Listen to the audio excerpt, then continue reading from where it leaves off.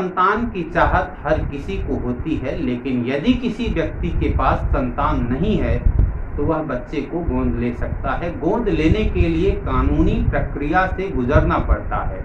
भारत में कानूनी प्रक्रिया पहले बड़ी जटिल थी, लेकिन अब थोड़ी आसान हो चुकी है। आप बच्चे को गोद ले सकते हैं, जो आप अपने डिस्ट्रिक्ट लेवल पर जो डीएम और एडीएम के माध्यम से भी ले सकते हैं, जिसमें CWC बाल कल्याण समिति इसका भी अहम रोल होता है।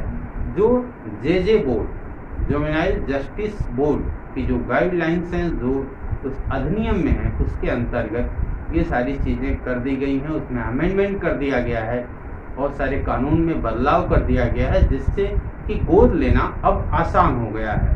लेकिन गोद लेने के लिए बहुत सारी शर्तें हैं। उन शर्तों को, उन डॉक्यूमेंट को सबमिट करना होगा आपको वेबसाइट पर जाकर। तो बच्चे को गोद लेने के लिए कारा की वेबसाइट पर जाना पड़ेगा। केंद्रीय दत्तक ग्रहण संसाधन प्राधिकरण की वेबसाइट पर जाएंगे, वहां अपने को रजिस्टर्ड कराएंगे कि आपको बच्चे को गोद लेना है। और जब आप रजिस्ट्रेशन करते हैं, उसके बाद की जो प्रक्रिया होती है, कानूनी स्तर पे जो डिस्ट्रिक्ट लेवल पे बनाए गए हैं, CWC है, जो JJ बोर्ड के नियमावली है, उसके एक्ट जो कहते हैं, और उस स्तर से जो बाकी प्रोसेस है उसको पूरा किया जाता है।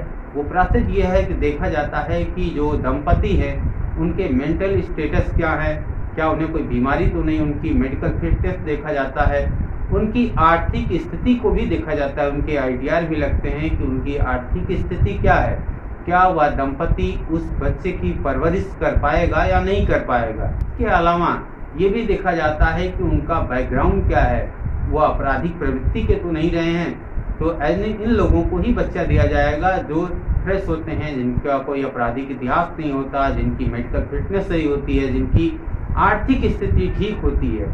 इसके अलावा भी बहुत सारी प्रक्रियाएं होती हैं, उन्हें पूरे करने होते हैं। जो पति पत्नी होते हैं उनमें से दोनों की सहमति अनिवार्य होती है। पति पत्नी में से यदि एक भी सहमत नहीं है तो बच्चे को वो गोद नहीं ले सकते। यदि पत्नी सहमत है, पति नहीं सहमत है, और पत्नी नहीं सहमत है, पति सहमत है, दोनों भी स्थिति में उन्हें बच्चा गोद नहीं दिया जाएगा। और जो पुरुष होगा उससे फीमेल बच्चा नहीं दिया जाएगा, वो केवल मेल ही बच्चा ले सकता है। मान लीजिए कोई पुरुष है, वह अकेले ही किसी बच्चे को गोद लेना चाहता है, तो ऐसे पुरुष को केवल पुरुष बच्चा ही, फीमेल बच्चा नहीं दिया जाएगा, केवल मेल बच्चा ही उसे गोद दिया जा सकता है।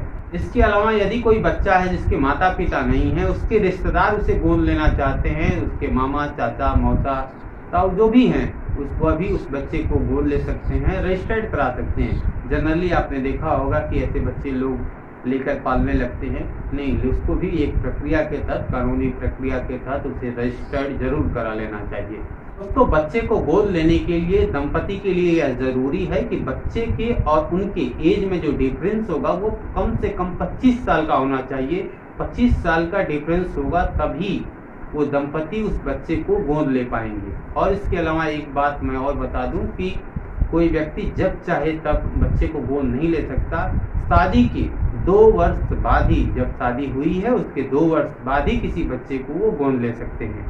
अंत में मैं एक महत्वपूर्ण बात पे चर्चा करूंगा कि जो गोद लिया हुआ बच्चा होता है उसके लीगल राइट्स क्या होते हैं। तो उसके वो सभी लीगल राइट्स होते हैं जो बायोलॉजिकल बच्चे में होते हैं। जो बायोलॉजिकल बच्चे में होते हैं वो सारे राइट्स उसके पास होते हैं। जो गोद लिया हुआ पुत्र होता है, दत्तक पुत्र होता है, उनके पास सारे अधिकार होते हैं। वो अपने माता पिता से मेंटेनेंस भी मांग सकते हैं, उनके संपत्ति में वो अधिकार होता है। वो सारे अधिकार सेम होते हैं जो खुद के माता पिता, उनके संसर्ग से जो बच्चा पैदा हुआ होता है, जो अधिकार उन्हें मिला होता है, वही अधिकार उस गोद लिए हुए बच्चे के पास होता है। तो दोस्तों, आज की इस वीडियो में आपने जाना कि गोद लिए गए बच्चे के पास क्या अधिकार होता है, कैसे लिया जाता है। मैंने संक्षिप्त में बताने की कोशिश की है, डिटेल में फिर कभी इस पर डिस्कस करूंगा।